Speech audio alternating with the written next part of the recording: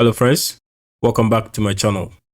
Now in today's video, we are going to look at how to do a feature store and serving, and then we will do a machine learning model training using Feast, Redis, Scikit-learn, Streamlit, and Docker.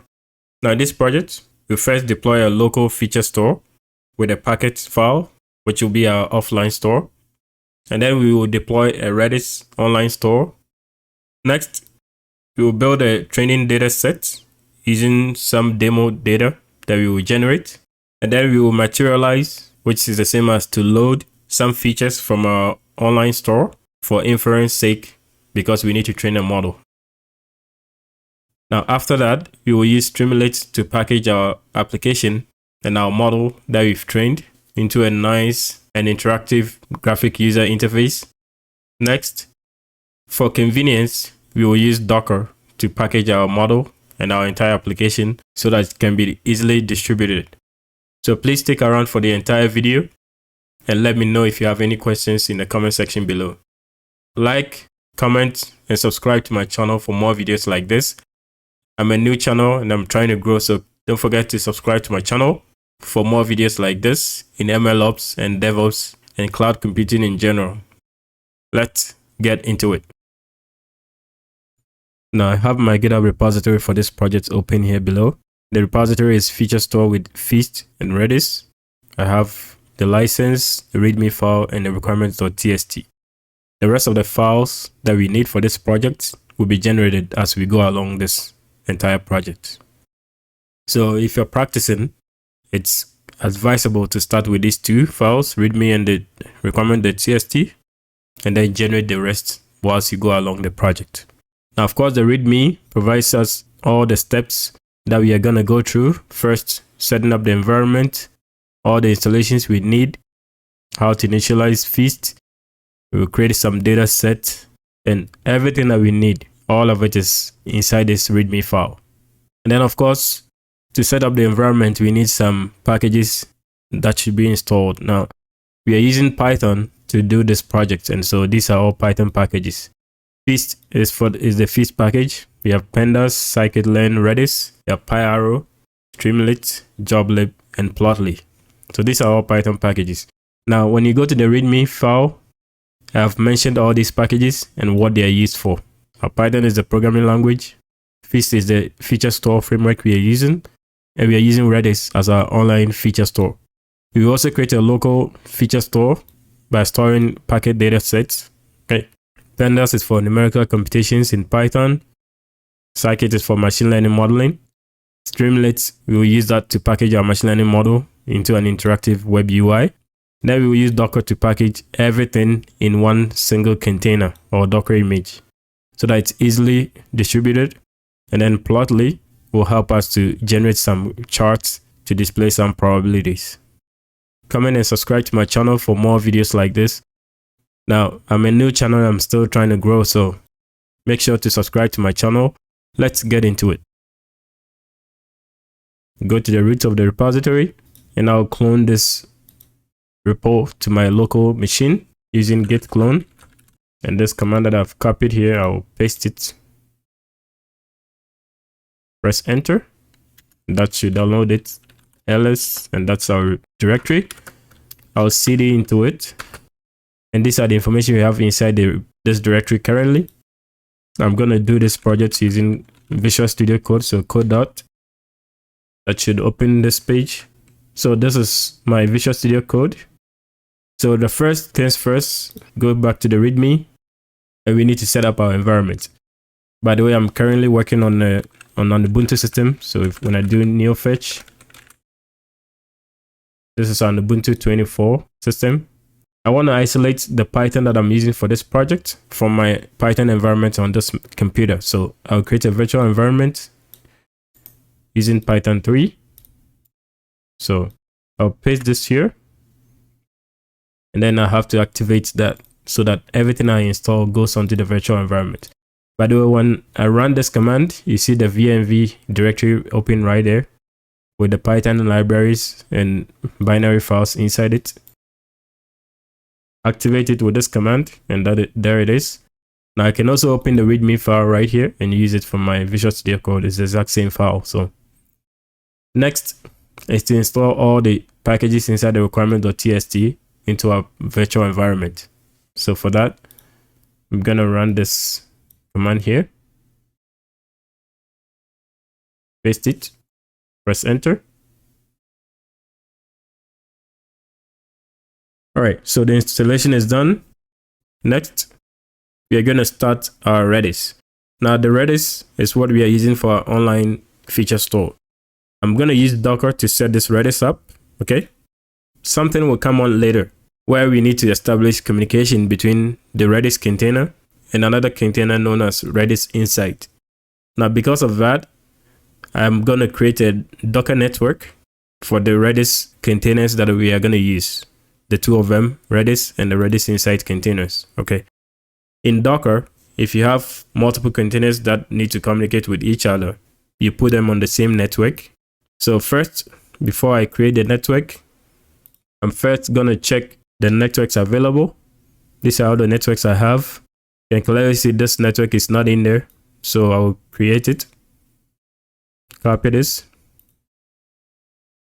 to create that. And now Docker network ls should show the new network right here. Now that our network is created, clear the screen. We can run our Redis container with this command. So it's just a simple Docker run. -d is in detach mode. We're running the Redis container here. And this is the network we just created. And the image we are using to create this container is the Redis image. Press enter. And that should create the container. Docker ps, and you should see the container running right here. That is the image used. And that's the name we call it, which is Redis right there. Because later on, I would establish communication between this Redis container and the Redis Insight container, I need the IP address of my Redis Docker container, this container that's running here. And for that, you can use this docker inspect command.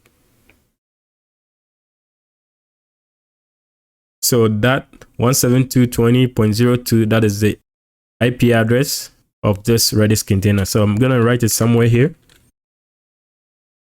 So our next step is how to initialize our Feast repository. So to initialize Feast repository, we run the command feast init, and then the name of your Feast repository you want to create it. You can give it any name. I'm calling it my feature repo. So I'll take this command here and run it inside my current directory, and you see that it will create some files and directories in there. Press enter. And you see that it has created a new Feast repository, and this is the full path to that repository. And you see the repository right here, my Feast repo. If you open it, you see some files in it already. And then there's another directory called feature_repo with even more files inside it. Now within this feature_repo directory, these are some example projects in there. So we will add our own. We won't use this one. We will create our own from scratch, and you should see those files later on. And now let's go into the repository that we just initiated, which is this right here. CD into it. ls. I'm going to create another directory called data, which is where we are going to store our data set. So there it is. It's created a data. There's nothing in it for now. Before we create the data itself, we need to set up the feature store. As I mentioned earlier, we are going to have two different types of feature store. So when I scroll up, I did mention Redis is going to be our online feature store, and the local file is going to be our offline feature store, which is like a packet data. So we have to create both of them before we can now introduce the data into it. And so for that, I'm going to configure Feast to use Redis and the file store, which is going to store the packet data. Let's see. I'm going to go inside the feature_repo, and you should see feature_store.yaml, which is inside this file right here. Click this to open it in a new tab. So this is like a default one. We are going to edit it by adding this content inside it. And I'll explain this shortly. So copy that. I'll delete all of this. And I'll add this in here and save it. Now, what this is doing is we are creating our project myFeature_repo, which is exactly the name we used when we initialized Feast. And then we are creating a registry.db. This is going to be found inside the data directory. Now, we need to provide local store and online store. For the local store, which is the same as the offline store, it's going to be of type file. It's going to store packet data. And then for the online store, we're going to have the Redis container. Now we will need a connection to that Redis container. But remember, we generated the IP address of our Redis container, which is right here. I'm going to copy this and replace the local host like that. But the port number is still going to be the exact same. Save this. And now we have this feature_store.yaml ready. So we are ready to create our data set. And for our data set, within my feature_repo, I'll create a Python script known as generate_data.py. And so I'll go back, since our current directory is the feature repo, we need to be inside this my feature repo. Clear the screen. So I'm going to create, let's do touch, and then the name should be generate.py.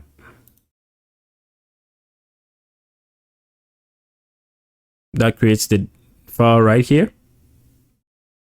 I'm going to open it somewhere here. And then I'll add some content into it. This is the content that should be in that file. I'll copy it. And then I'll explain it in a bit. Save this. So this is going to load the pandas and the datetime Python packages. And we are generating some customer data. Now this data is going to have 4 columns, one for customer ID, transaction count, total spend, and event timestamp, right? And then for each one of them, we are just simulating some data sets. For the total spend, we have the day plus 1 times 5. So that is going to generate some values that we can use for our total spend. And the total transaction count will be the day plus the customer ID. So the customer ID is just going to be some number between 1 and 6. And then for the day, it's going to be in the range 30. And then after that, we save it as a CSV, and then we will save it also as a packet data.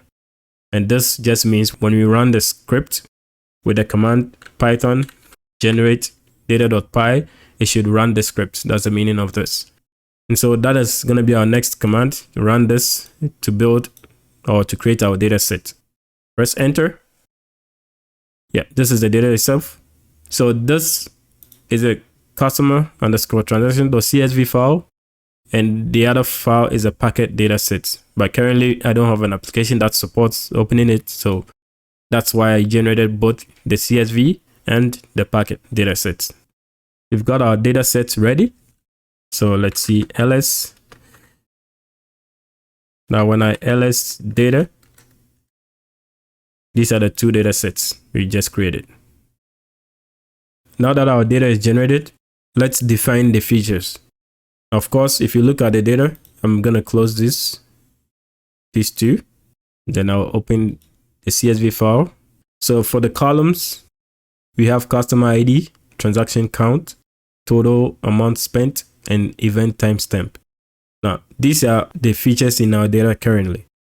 So we need to define them inside Feast so that Feast can identify when we bring in data sets that has 4 columns without any features on the first row, it knows what each column actually represents. That's why we call Feast a feature store MLOps tool. So I'm going to create another file. This file is going to be inside the feature_repo directory. Currently, let me clear the screen. We are inside the my feature repo. So I have to cd into feature_repo. And it's inside this that I'm going to create a whole new file. So touch, Just gonna copy the file name here. Run this, and that should create it. So I'm gonna open it somewhere here. Inside that file, I'm gonna add this content. We'll come back to it later. Let's copy it for now. Up to this point, copy this. Paste it in here and save it. In this file, what we're doing is importing datetime, feast, and feast types. Now, feast is gonna help us to identify entities, fields, feature views, file store, and value type. And then the feast.type helps us to identify integer variables, float variables, and so on. So first, we need to identify the source of our data set. Now we are using the packet dataset, which is inside this data directory.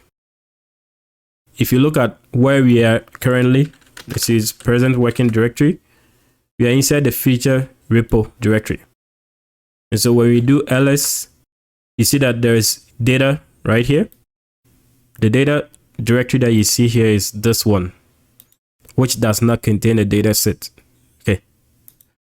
Now we are trying to call the data set that's inside another directory called data, which is at the same level of directory as the feature repo. So we need to go backwards, which is why you have the dot there, and then go to that data and then pick up the packet data set, which is this one. I'm just gonna open the CSV file, for example, just to explain this. In the CSV file, or also present in the packet data set, there is event timestamp. So we'll pick that column, and that is going to be our event timestamp column. That is our file source. And then for our entity, we are modeling this about a customer. So we have to have an identifier for the customer. So we have a customer ID. So we are building an entity named customer ID. And the customer ID is a number based on what we have here. Is you see 1111 and then 22222 333. So these are integer values. All the values on the first column. So it has to be an integer value. So that's why we needed this value type. And the description is just customer ID. Next, we need to define a feature view. A feature view is where you have a collection of all the features in your data set. We've already defined the customer with customer ID, which was our entity. We also have the date, and that's like our time delta. Now, the other main features in this data set is the transaction count and the total amount spent. And so we need to reference those one as well. For the transaction count, it's a counting number or a natural number. So there are no decimals in there, so that is an integer. But for the total spent, you can have $5.30, $2.50, and all that. So there are decimal points in there, so that has to be of type float. And of course, we are collecting all of this data from the customer source data set that we defined here. So that's for the feature view. I will save this file. Now when you go back to our script, we've created this. So now we need to apply it. Let me clear the screen here. To apply the definitions, we need to cd into the features repo, which is exactly the repo we are already inside it, so we don't have to run the first command. I can just run feast apply. And what this is going to do is it will take this example underscore feature underscore repo.py file alongside feature underscore store.yaml file that we created earlier, and it will start creating a feature store in Feast. Feast apply, press enter, and you can see here that it's created some stuff here. Now you can ignore some of these logs in here by putting Python warnings equals ignore, Feast apply, running this command. Okay, once you apply Feast, what you do is to materialize the data into the online data store. Remember, our online store is our Redis. Now this is going to load the most recent features that we've created into the online store. Again, you have to cd into the feature repo. We are already inside it, which is this is the feature repo. and then you run feast materialize incremental with this date command here. So I will copy this, paste this here, and press enter. And that logs all your features into your online feast store, which is Redis. So you see that it created 3 features, and that is exactly what we wanted. Now that our feature store is created, how sure are we that the online feature store is set up correctly, or the data was even stored in there correctly? And so to do that, we are going to use a simple UI on the web for Redis to be able to see if our feature data set is actually stored inside our Redis container. And for that, I'm going to use the Redis Insight container. This provides you a very nice UI to view whatever is going on inside the Redis container. Now, remember I mentioned earlier that we had to create a Docker network. Let me clear the screen for now. So when I do Docker network ls, we created this network here, Redis network. And that is the network that our Redis container is running on. So Docker ps, this container is running on that network currently. Since we are using Docker container for this Redis Insight as well, that also has to be on that same network so that those two can communicate with each other. And so to create that, we use this simple command here, a docker run command. But if you are working in a production environment, for instance, you have to persist the features that are stored in there so that even if you stop the container and go back and restart it, the data that you've already stored for your features will still be present there. And for that, you would have to add a volume to your Redis Insight container, something like this. But this is just a practice example, so I will just use the ordinary one without persistent volume. So I'll paste this command here. And what this command is doing is using Docker run in detached mode. Detached mode just means when you run the command, it will run the container in the background. This is the name we are giving it, Redis Insight. This is the network we are putting it on.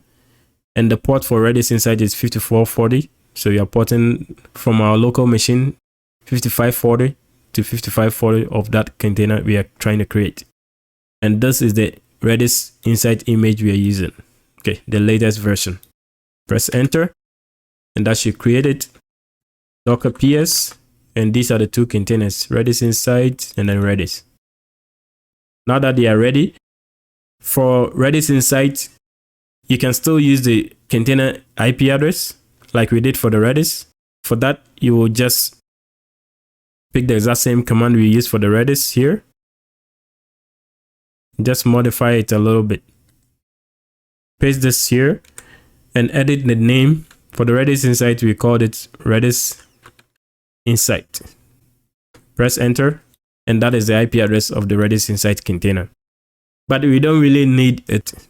You can still use localhost for it. It doesn't really change much. The most important thing is the Redis itself. So I will copy this, go to my browser and open a new page, paste and go. And that should load my Redis Insight UI page on my browser. So for the next few steps, you're going to add our online feature store, which is stored inside our Redis container. And I have all the instructions here. If you scroll down on the README, so you'll be asked to provide an alias, a host, and a port number. So in here, I'm just going to use the same alias. I'll call it Redis Insight. You can give it any name really. But first, add Redis database, go to connection settings, and then this is the alias. Just going to call it Redis Insight, or maybe let's make it Redis FS for feature store. The host is the IP address of our Redis container. We did run it earlier. Now it's similar command as this. The only difference is the container for Redis is called Redis. So this is the container ID here. Copy this. And that would be the host. Paste it there.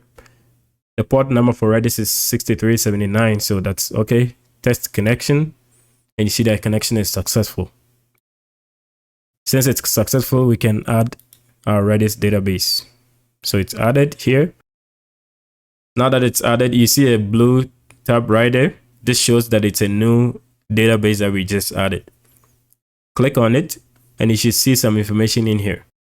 The first one is for the driver ID. Okay, so this first row is actually not part of the data set. But when we go to our data, let's use the CSV file for instance. We have customer ID, transaction count, total spent, event timestamp. And from our feature store over here, the entity that we used is the customer ID. Because of that, when you go to the database, for instance, you see customer ID everywhere. And then you see my feature repo, which was the repo that we initialized. Go in there and you see each customer ID and some information about it. Now, in the original data set, the customer IDs, you see 111 everywhere. And then you see 22222. And then the next one is 3333, 4444, and then 5s. The 5s are the last ones. It's almost like a batch of data sets for customer ID 1, a batch for customer ID 2, and so forth. So that's the reason why you have 1, 2, 3, 4, 5. So each one is representing a single customer. All right.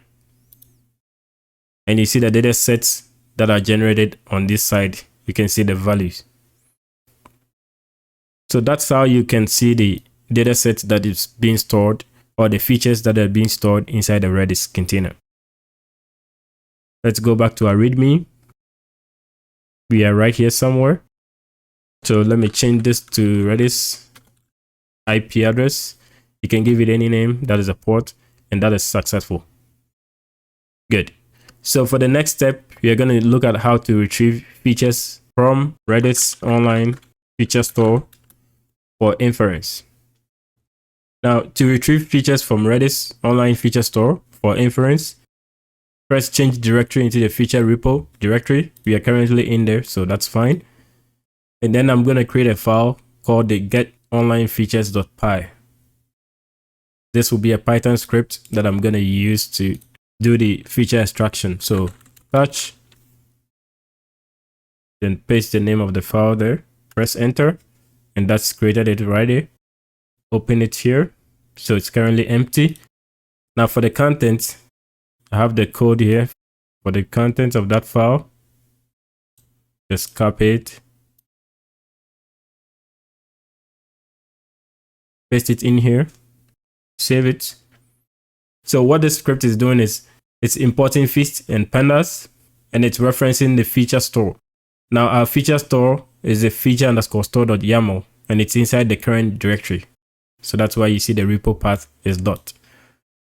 And then we are trying to retrieve data for customer IDs 1, 2, and 3. And then it's gonna go to the store because the store is already referenced here. It will go in there, and then we'll get the online features. Now remember, we already set up the online features using Redis. So it will look for the transaction count and then the total spent. And each will be on a separate row. And then we are going to display it as a data frame. And this is going to print it. Let's scroll down here. Run this pipeline script. And so you can see the data sets here. So these are the customer IDs 1, 2, and 3. And these are the total counts. And this is the total amount spent. So that's how you can retrieve data out of the online feature store, like a Redis. Now you can use any database. Just make sure that that database you're using is supported by Feast, especially the latest version.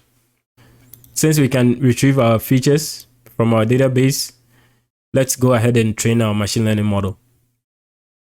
So to train our machine learning model, we need to cd back into my feature repo, which means we need to go backwards by one level. So cd ... and we are inside my repo. And these are the files inside it. And I'm going to create a new file called the train.py. Paste this here, run it, and that is it right there. I'm going to open this. It's currently empty. The information we need in there is right here. These are the codes we need. I'm going to copy this. Copy it. Paste and save it. Now what this script is doing is importing pandas, Scikit-learn, and joblib. And for this project, we are using logistic regression. So that's what's referenced here. It's been imported.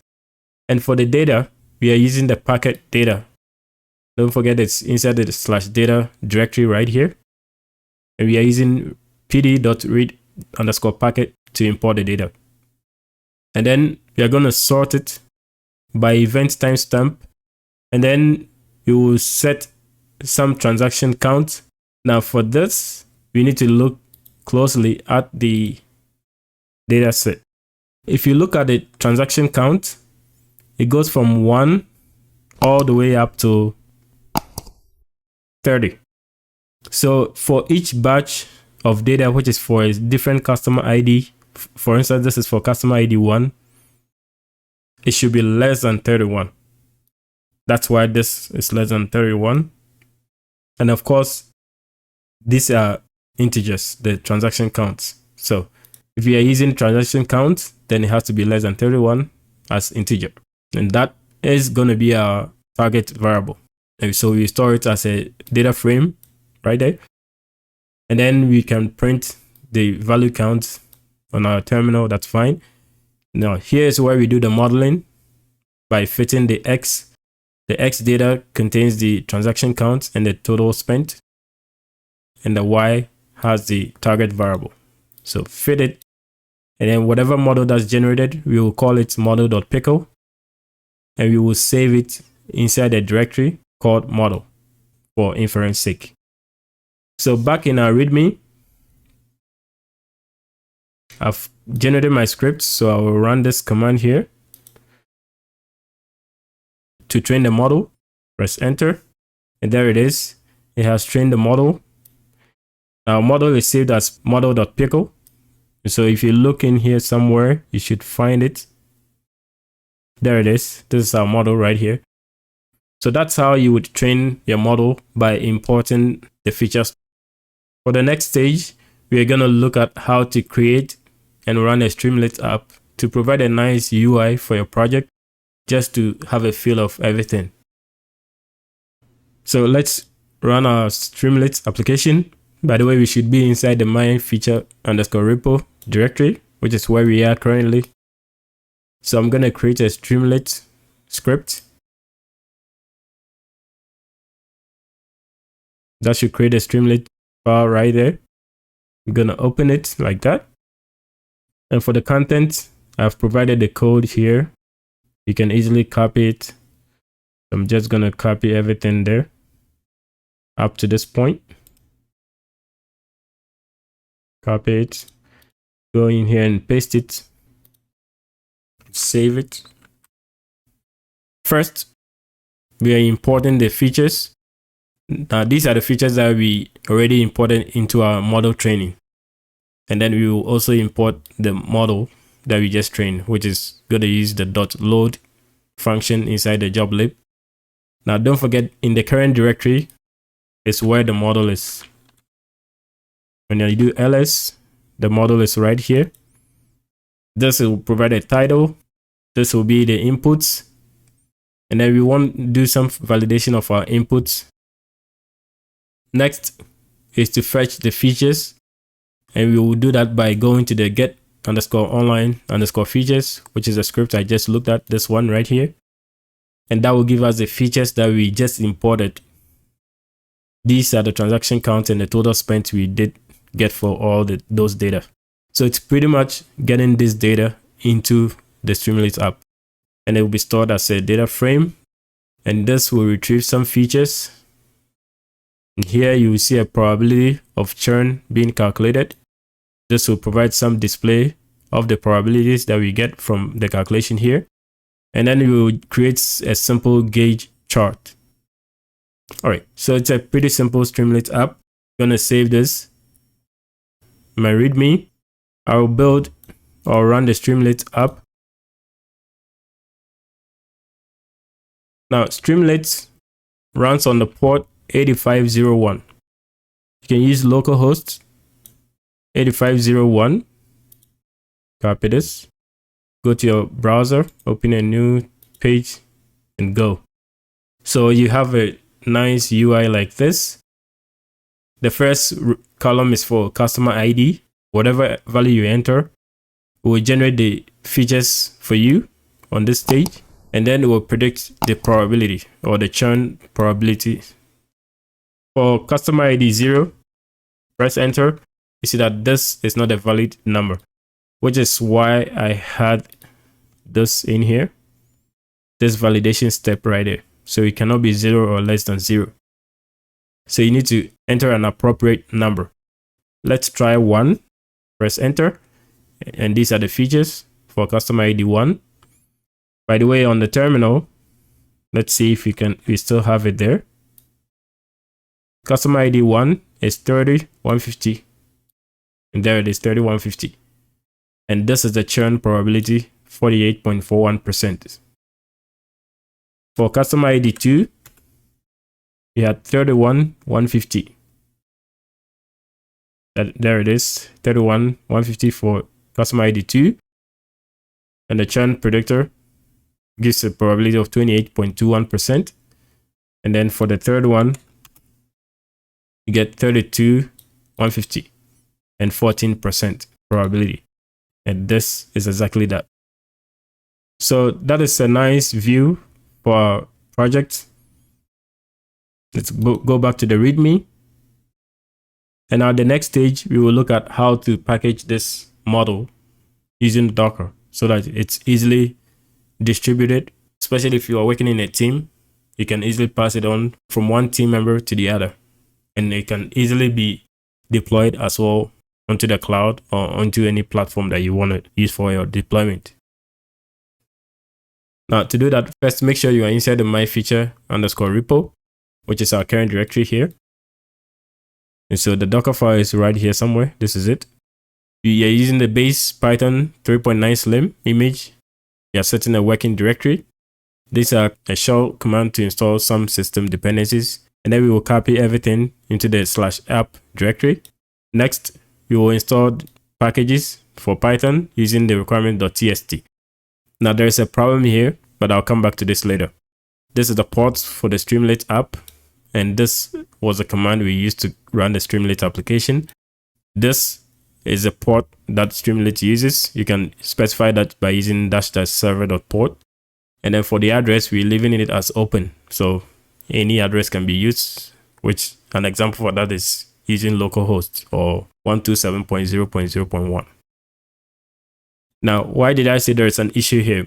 And that's because when I do ls here, we don't see requirement.txt in this directory. Our requirement.txt is inside a directory that is one level above. Now, this is because on the GitHub repository, I had to provide the requirement.txt for the explanation that I did from the beginning. And so it made requirement.txt available a level or a directory above all the files and directories that are generated here. Initially, all of these were not there, so I couldn't put requirement.txt in here somewhere. So before running the docker build command, you need to make sure after creating a Docker file and populating it with all this content, and I have the notes right here. So make sure that the requirement.txt is in the same directory as the Docker file. And now Docker file directory is myfeature_repo. I'll copy requirement.txt, so I'll use /requirement.txt. This is how you get a file from a directory one level above. And I'll copy that into my current directory. I can use dot. Now I have a requirement.txt in here, which is the exact same as the one that is above, because I decided to copy, not move. If you want to move, that's also fine. So the requirement.txt, of course, is these packages that we saw from the beginning where we implemented it locally. We have our Docker file ready as well. We have our model available there. You pick a command like this, a Docker build command, paste it here. This will build a Docker image. This is a tag.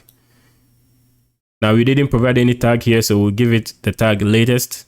And this is the name of our Docker image. And the dot means use the Docker file within the current directory, which is the one right here. Press enter.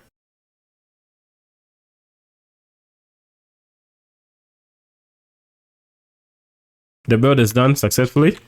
When I do Docker images, that's our image right here. And you can see the tag here is latest, and that's our Docker image ID. Now, when you want to run it, you use a command like this.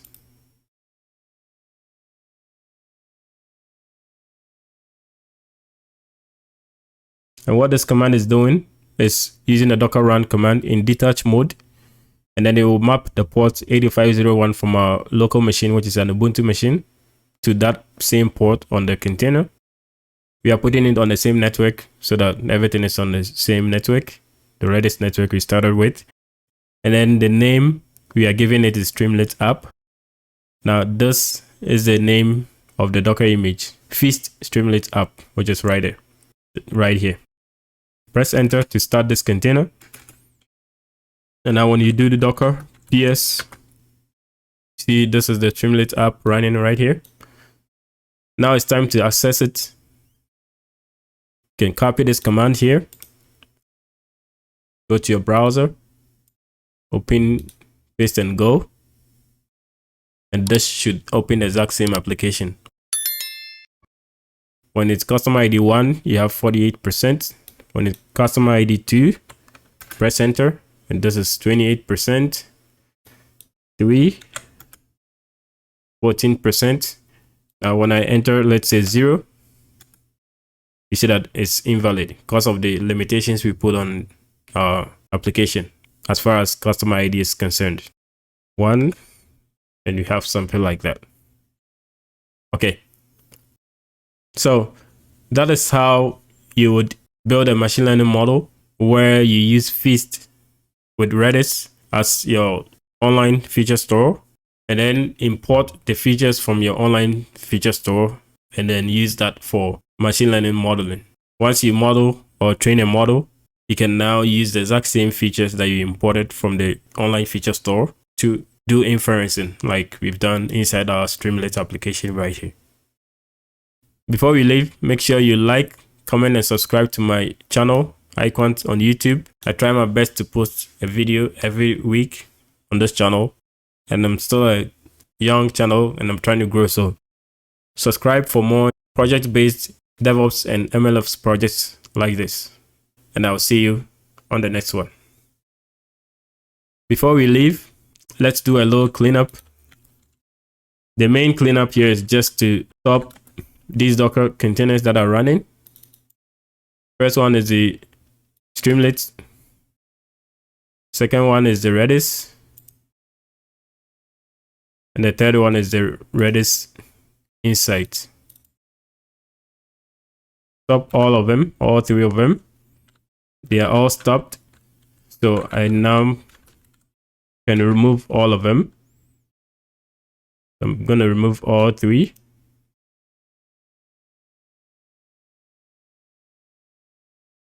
Okay, they are all removed. Now when I go to Docker images, I'm going to remove the Docker image that we just built. Docker RMI. This is the image. I can use the image name or the image ID. Either way, still fine. Paste it here. Now sometimes this may give you some issues. So add -- force to forcefully remove it. And that is gone. So Docker images, you see that it's gone. Next, we need to deactivate the virtual environment with the command deactivate. And now when I do ls, let's go to a directory 1 level up, ls, and now we can remove our virtual environment using rm-rf, vmv, press enter, and that should remove the VMV. You can refresh this and it will be gone. So you see that it's gone. And I'll add all the cleanup commands to the README file for you to use. Thanks again for joining me on this video.